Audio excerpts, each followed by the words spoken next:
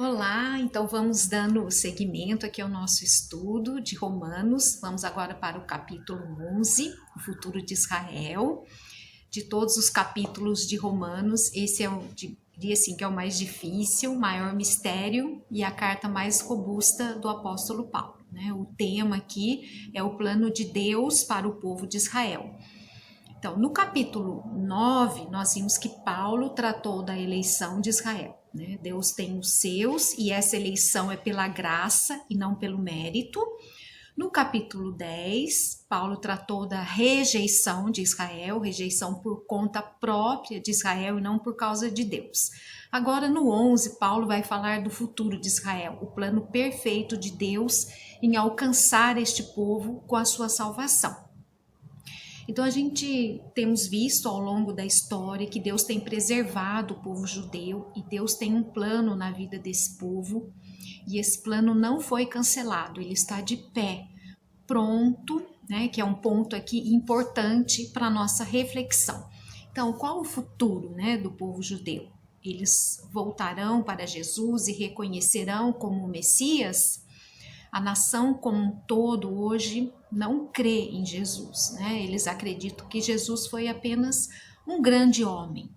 Então o povo de Israel ainda espera o Messias. Então aqui, porém, a igreja de Deus, ela é formada de judeus e gentios. Recordando como que judeu é salvo, como que gentio é salvo? Da mesma maneira, né? Arrependendo-se de seus pecados e crendo no Senhor Jesus Cristo. O capítulo 11, ele vai tratar do povo judeu mesmo. Então, nós vamos entrar na exposição do texto, né? Deus não rejeitou o seu povo. Aqui no capítulo 11, no verso 1, pergunto, pois, terá Deus, porventura, rejeitado o seu povo? De modo nenhum, porque eu também sou israelita da descendência de Abraão, da tribo de Benjamim. Então, a primeira evidência aqui que Paulo fala, ele dá o seu próprio exemplo, né? Porque eu também sou israelita. Paulo é israelita, da descendência de Abraão, da tribo de Benjamim. Então, Paulo é judeu. Lá em Filipenses 3,5, ele fala, né? Ele, Paulo, foi circuncidado ao 8º dia, da linhagem de Israel, da tribo de Benjamim, hebreu de hebreus, quanto à lei, fariseu. E a gente sabe que quanto ao zelo, foi perseguidor da igreja, né? Paulo aqui lhe dá o seu background, digamos assim, né? Aqui em Filipenses 3,5, dizendo que eu sou um judeu de puro sangue, eu vim de uma das tribos mais importantes de Benjamim, ele fala, e se Deus me alcançou, se Deus me salvou, se eu fui transformado, se eu faço parte da igreja, então Deus não rejeitou o seu povo, porque eu faço parte desse povo judeu. Então Paulo se coloca como exemplo de que Deus não rejeitou o povo judeu. A segunda evidência, ele traz aqui no versículo 2-4, é o exemplo de Elias, mesmo nos tempos mais escuros, né, tenebrosos de apostasia, Deus tem o seu remanescente no povo de Israel, né? Sempre Deus tem uma lâmpada acesa na história, sempre Deus tem um remanescente fiel, sempre Deus tem o seu povo no meio do povo, como nós estamos estudando. A terceira evidência aqui, o exemplo do remanescente, segundo a eleição da graça, versos 5 e 6. Eu quero ler para vocês aqui, né? Assim, pois, também agora, no tempo de hoje, sobrevive um remanescente segundo a eleição da graça. E se é pela graça, já não é pelas obras. Do contrário, a graça já não é graça. Então, aqui Paulo responde a pergunta que está no primeiro versículo. Deus não rejeitou, porque Paulo é fruto disso, e porque no tempo de Elias, no tempo de apostasia, 7.000 homens não se dobraram a Baal, né? Não rejeitou agora, no seu tempo, porque Deus tem um remanescente segundo a eleição da graça. Então, se você olhar para a história de Israel hoje, há os judeus messiânicos, né? Os que creem que Jesus é o Senhor, é o Messias e o adoram. Então Deus sempre tem o seu povo no meio do grande povo. Então o argumento que Paulo vem desenvolvendo em toda a carta aos Romanos, né?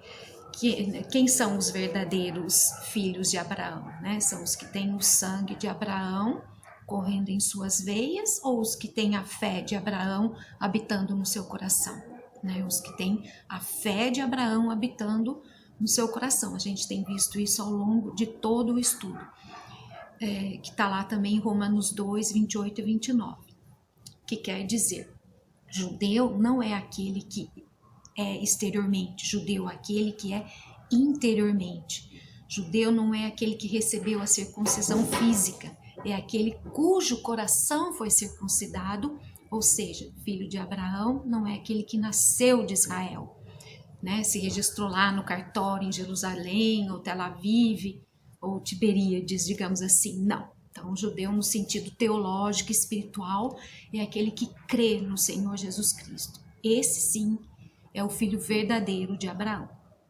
Então, no meio da nação de Israel, Deus tem um remanescente da eleição da graça, né?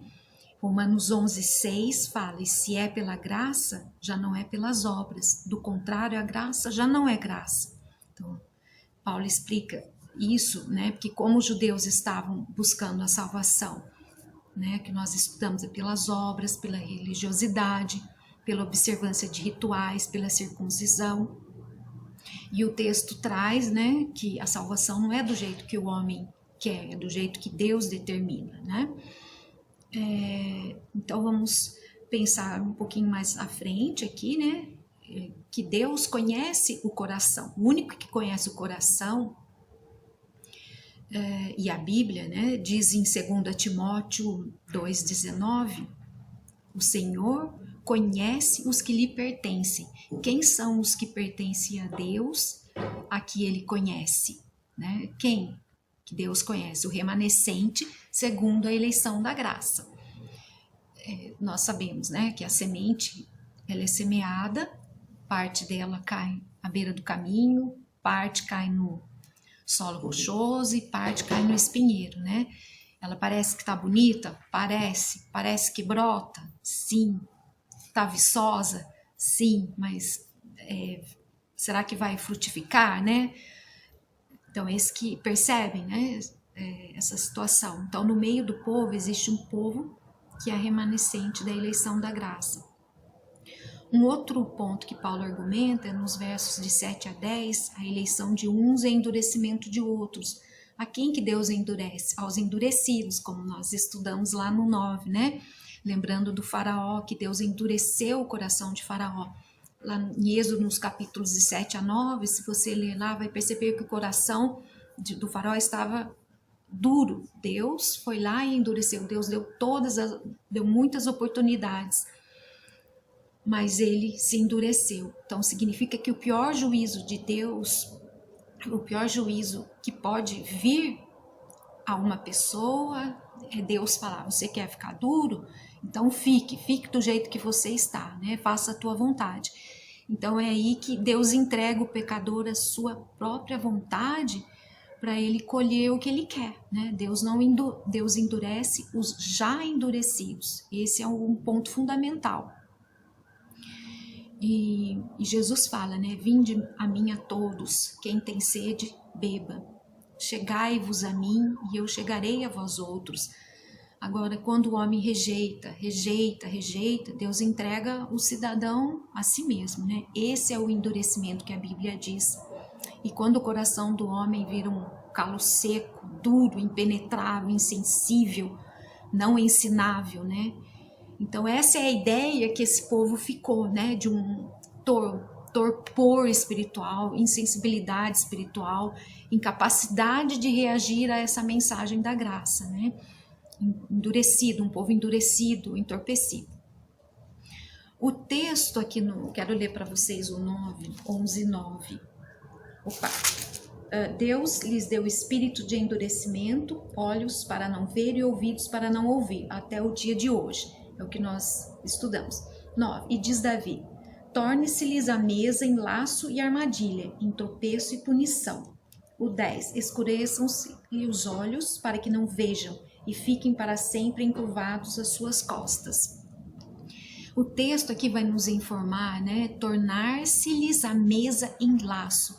Então, a própria vantagem que eles tinham, eles tomaram para ser o elemento mais perigoso para eles, né? Ou seja, as bênçãos das cerimônias, dos rituais, das ofertas, viraram laço para os judeus, né? Porque substituíram Deus pelos rituais, né? Os rituais passaram a ser a essência da vida deles. Um segundo ponto é que Deus não rejeitou o seu povo completamente, porque tem o remanescente da graça.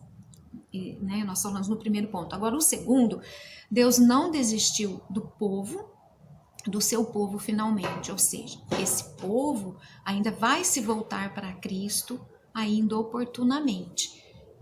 Do 11 ao 24, ele fala assim, né, nos versos 11 e 12, que estão os argumentos aqui. Versos 11 e 12.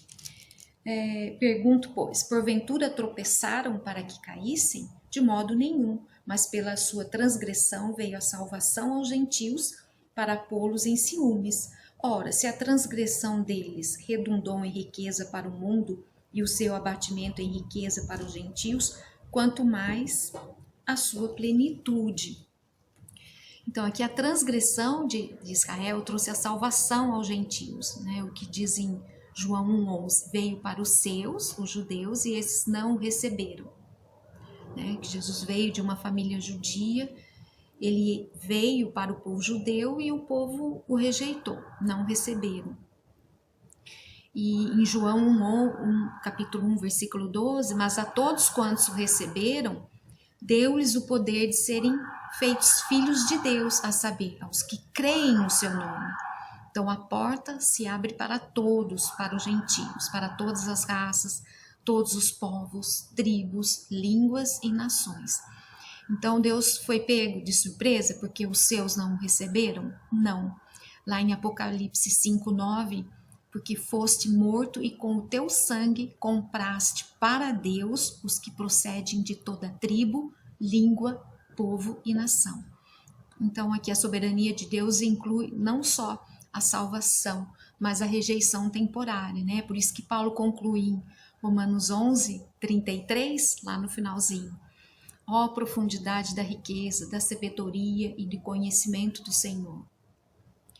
Porque aqui a rejeição de Israel, ela abre caminho para a salvação dos gentios, né? É isso que Paulo argumenta aqui, e nós podemos ler em outros textos, como lá em Atos 13, 46 a 48, quando Paulo está pregando em Antioquia, né, que foi a primeira viagem missionária, Atos 18:6, Atos 19:8 e Atos 28:28 provam isso, né? Um outro argumento, que a salvação dos gentios trouxe ciúmes para os judeus, né? No versículo 11, pela sua transgressão veio a salvação aos gentios para pô-los em ciúmes. E lá nos versos de 13 a 15, ele fala sobre a emulação, né? Versículo 13, dirijo-me a vós outros que sois gentios, visto, pois, que eu sou apóstolo dos gentios, glorifico o meu ministério, para ver se de algum modo posso incitar a emulação os do meu povo e salvar alguns deles. Porque se o fato de terem sido eles rejeitados trouxe reconciliação ao mundo, que será o seu restabelecimento, senão vida dentre os mortos? Então, aqui o que é a emulação, né? Um espírito de competição. Aqui o ponto é o ciúmes, né? Mas não é aquele ciúmes pecaminoso, invejoso. É aquele ciúmes bom. Eu vejo, puxa, como que Deus está trabalhando na sua vida, que bênção que você está tendo. Eu queria isso para mim. Então, esse é um ciúmes, é uma coisa boa. Eu estou vendo como Deus está abençoando a sua vida, né? Que coisa boa, que coisa linda. Desejo ter essa bênção sobre a minha vida.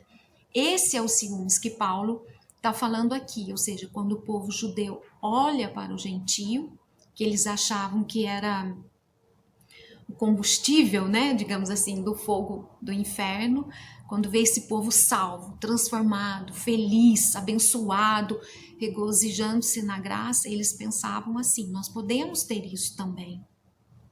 Então, o propósito de Deus de alcançar o gentio foi a rejeição do judeu. Então, abriu-se a porta aqui para os gentios. Se a rejeição de Israel trouxe salvação aos gentios, a salvação dos gentios trouxe ciúmes aos judeus, né? Ciúmes no bom sentido. Um terceiro argumento, a rejeição de Israel e a aceitação dos gentios. Aqui ele vai falar, né, nos versos 16 a 22, também é muito interessante aqui. E se forem santas as primícias da massa, ele usou aqui uma metáfora da culinária, né? Igualmente o será da sua totalidade, se for santa a raiz, também os ramos o serão. Metáfora aqui da horticultura, digamos assim, né? Paulo gosta de utilizar metáforas, e aqui ele colocou da culinária e da fruticultura. Então, nós sabemos que a oliveira cultivada é o povo de Deus, e cuja raiz são os patriarcas, né? E o tronco representa a continuidade dos séculos. Israel é o ramo legítimo, os gentios, os ramos da oliveira brava.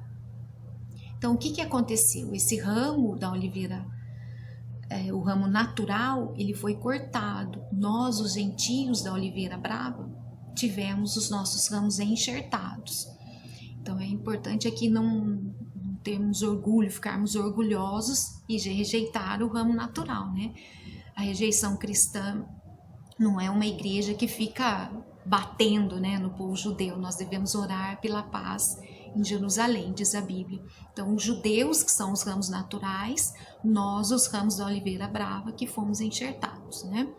No versículo 16, Paulo menciona que essa primícia da massa está tratando dos patriarcas, né? De Abraão. Então, Paulo mostra aqui que não é o ramo que sustenta a raiz, é a raiz que sustenta o ramo. Então, nós somos o ramo e não a raiz, né? Somos os ramos da oliveira brava. Lembram de João 15:1? Eu sou a videira verdadeira e meu pai é o agricultor, né? Quem que enxerta? O pai.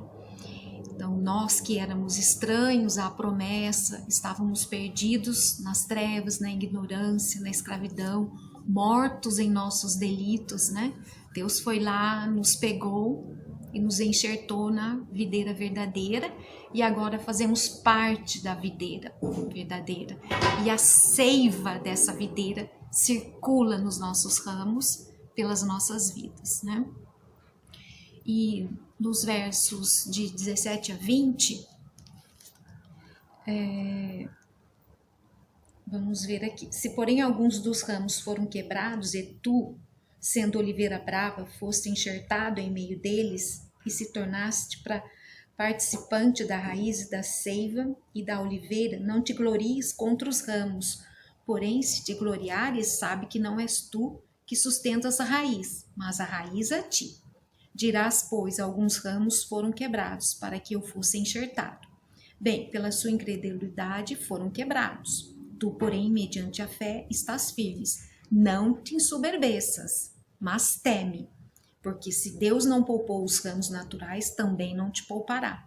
Considerai, pois, a bondade e a severidade de Deus para os que caíram. Considerai, pois, a bondade e a severidade de Deus para com os que caíram severidade, mas para contigo a bondade de Deus, e nela permaneceres. De outra sorte também tu serás cortado.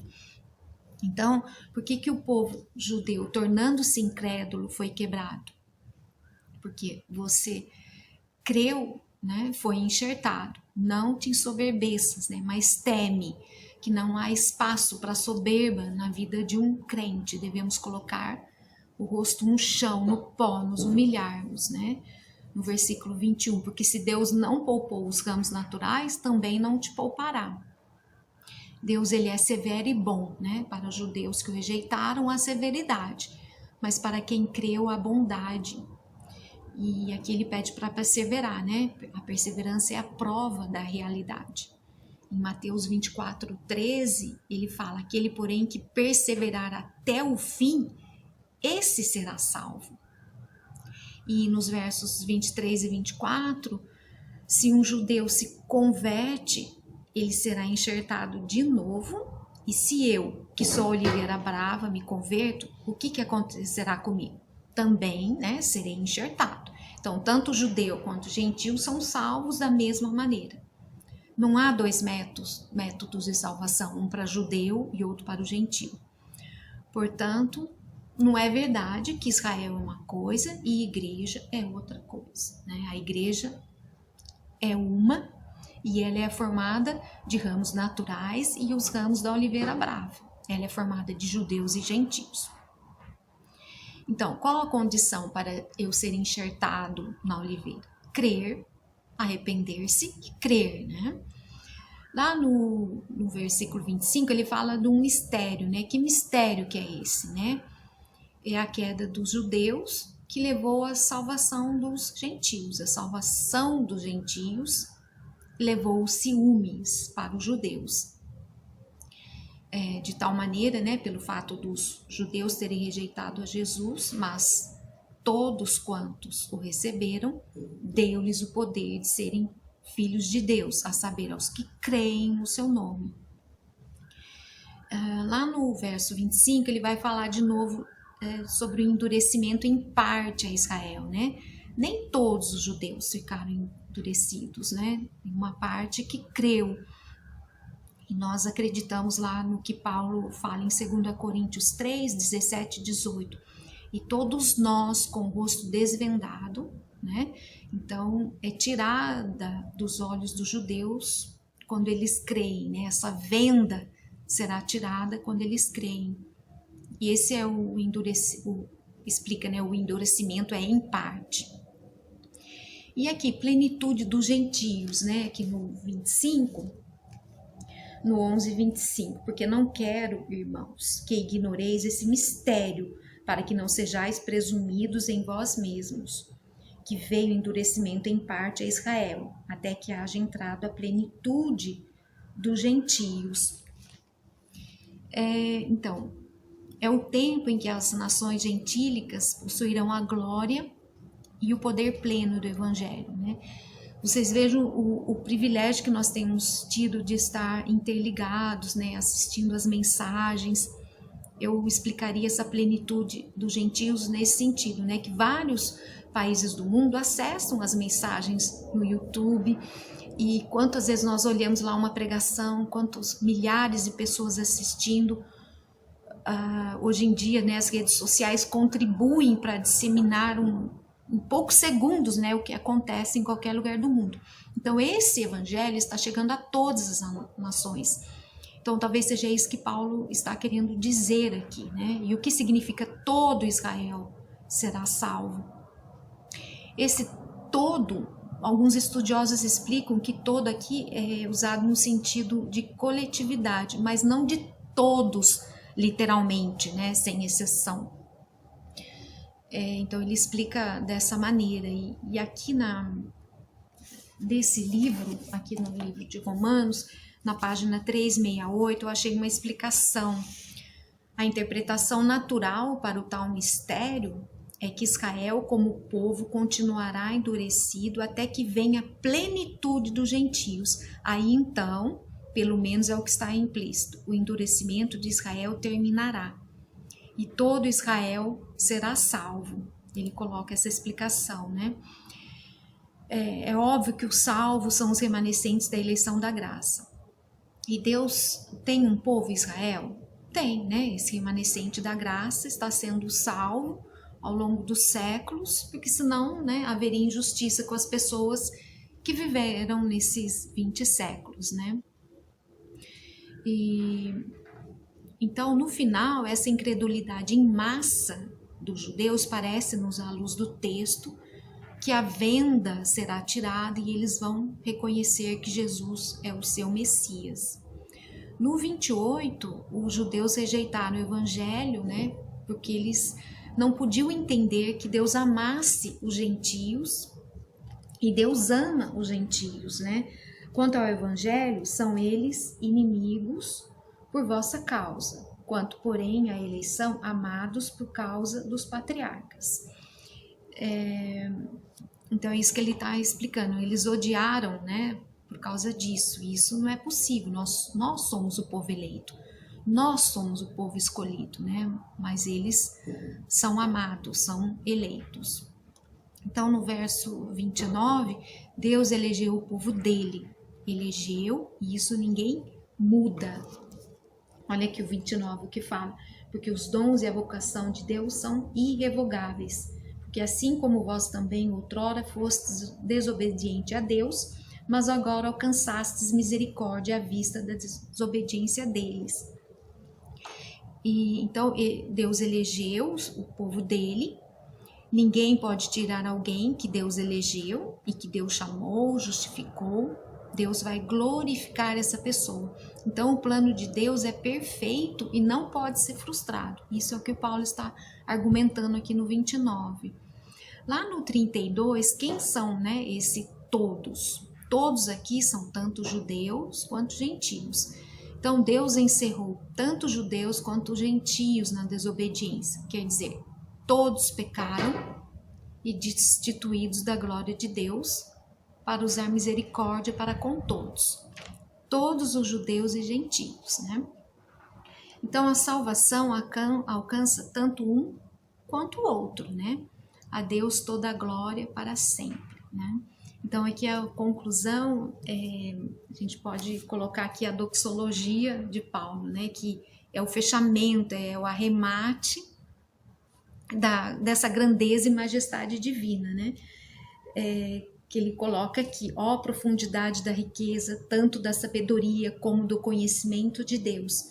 Quão insondáveis são os seus juízos e quão inescrutáveis os seus caminhos. Quem, pois, conheceu a mente do Senhor? Ou quem foi o seu conselheiro? Ou quem primeiro deu a ele para que lhe venha a ser restituído? Porque dele, e por meio dele, e para ele são todas as coisas. A ele, pois, a glória eternamente. Amém.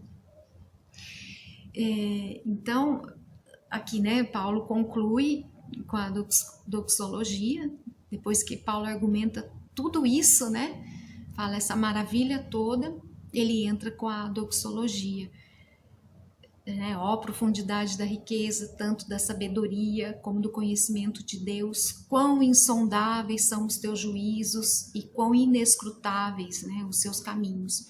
Então ele quer dizer aqui, né, que ele é tão pequeno para entender os desígnios dessa riqueza. E se Paulo é pequeno para entender, imagine eu, imagine você, né? Quem conheceu a mente do Senhor? Quem o instruiu? Quem foi seu conselheiro, né? E ele fecha assim, no versículo 36, porque dele e por meio dele e para ele são todas as coisas. A ele, pois, a glória eternamente. Amém, né? Então eu sou tão pequena para entender tudo isso, mas eu me curvo e eu adoro a ele, adoro a Jesus, porque ele é digno de toda a honra e de toda a glória.